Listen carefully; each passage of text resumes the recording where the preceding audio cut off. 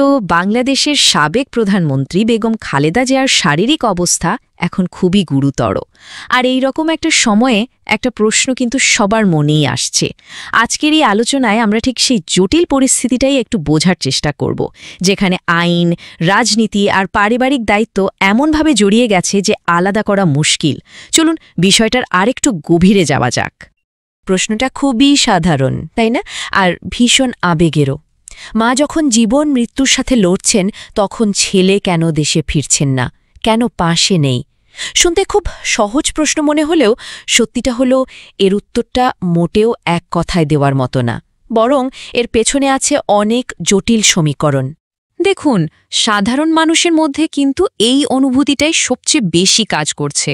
অনেকেই ভাবছেন যে আইন হোক বা রাজনৈতিক ঝুঁকি, কোনো কিছুই তো মা বাবার প্রতি সন্তানের দায়িত্বের চেয়ে বড় হতে পারে না, তাই না?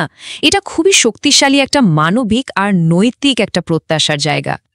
তো হ্যাঁ, পিওরলি মানবিক দিক থেকে যদি দেখি, তাহলে তার দেশে ফিরে আসার যে একটা প্রত্যাশা, সেটা তো খুবই স্বাভাবিক, খুবই শক্তিশালী একটা ব্যাপার। এই যুক্তির বিপক্ষে আসলে কিছু বলাও কঠিন। কিন্তু প্রশ্নটা হলো, বিষয়টা কি আসলেই এতটা সহজ? এই যে একটা আবেগঘন যুক্তি, এর পেছনে কি আরও অনেক জটিল কোনো রাজনৈতিক হিসাব নিকাশ লুকিয়ে আছে? আসলে তারেক রহমানের এই সিদ্ধান্তটা ঠিকঠাক বুঝতে হলে আগে তার মা বেগম খালেদা জিয়ার রাজনৈতিক যে গুরুত্ব, তার যে লেগেসি, সেটা একটু বোঝা দরকার। দেখুন, তার রাজনৈতিক জীবনটা কিন্তু বেশ ঘটনাবহুল।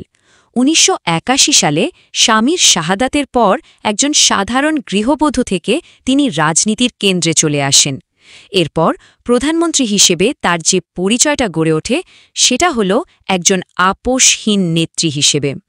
তার রাজনীতির মূল ফোকাস ছিল জাতীয় স্বাধীনতা আর ইসলামী মূল্যবোধকে ঘিরে। আর জোটের রাজনীতির ক্ষেত্রেও ইসলামী দলগুলোর সাথে তিনি একটা শক্ত অবস্থান বজায় রেখেছিলেন।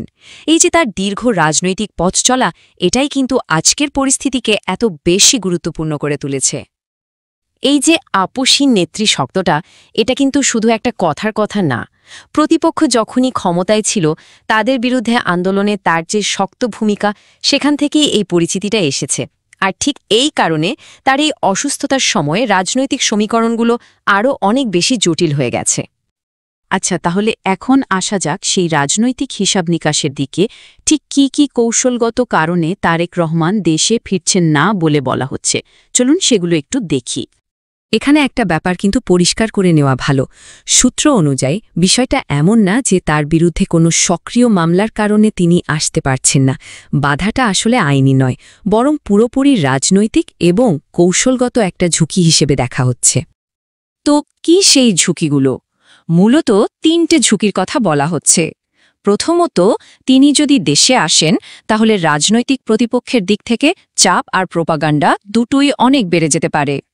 দ্বিতীয়ত, তার ফিরে আসাটা দলের কেন্দ্রীয় নেতৃত্বের মধ্যে একটা কনফিউশন বা এমনকি বিভাজনও তৈরি করতে পারে বলে আশঙ্কা করা হচ্ছে।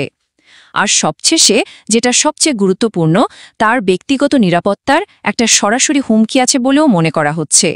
তো এই ঝুঁকিগুলোকেই তার অনুপস্থিতির পেছনের মূল কৌশলগত কারণ হিসেবে দেখা হচ্ছে।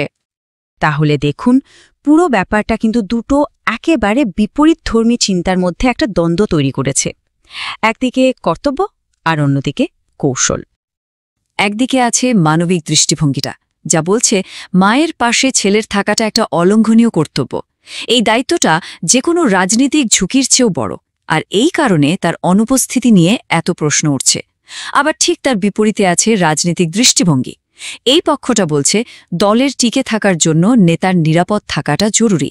এই কৌশলগত সিদ্ধান্তটা আসলে দল এবং দেশের স্থিতিশীলতা রক্ষার জন্যই নেওয়া। তাদের সমর্থকদের কাছে এটা একটা হিসাব করে নেওয়া পদক্ষেপ। তো একদিকে আবেগ, আরেকদিকে বাস্তবতা, এই দুটোর মধ্যেই চলছে মূল সংঘাতটা। সব কিছু মিলিয়ে আমরা আসলে এমন একটা উভয় সংকটের সামনে এসে দাঁড়িয়েছি, যার কোনো সহজ সরল উত্তর নেই। তাহলে এই পুরো আলোচনা থেকে আমরা কি বিষয় পেলাম? প্রথমত, এই সিদ্ধান্তটা শুধু ব্যক্তিগত না, এটা গভীরভাবে রাজনৈতিক। এখানে সন্তানের দায়িত্বের সাথে নেতার কৌশলের একটা ভারসাম্য করার চেষ্টা চলছে। বেগম জিয়ার যে শক্তিশালী রাজনৈতিক লিগেসি সেটাও বিষয়টাকে আরও জটিল করে তুলেছে। আর দেশে ফেরার ঝুঁকিটাকে দলের স্থিতিশীলতার জন্য একটা বড় হুমকি হিসেবে দেখা হচ্ছে। সব মিলিয়ে জনমতও কিন্তু মানবিক আবেগ আর রাজনৈতিক বাস্তবতার মধ্যে ভাগ হয়ে গেছে। এই ঘটনাটা আমাদের একটা বড় প্রশ্নের সামনে দাঁড় করিয়ে দেয়। একজন নেতার ব্যক্তিগত কর্তব্যের সীমাটা আসলে কোথায় শেষ হয়, আর তার রাজনৈতিক কৌশলের শুরুটা কোথায়? ব্যক্তিগত দায়িত্ব আর রাজনৈতিক প্রয়োজনের মধ্যে সেই সীমারেখাটা টানা কি আদৌ সম্ভব? হয়তো এই প্রশ্নটাই এই মুহূর্তে সবচেয়ে বড় অমীমাংসিত বিষয়।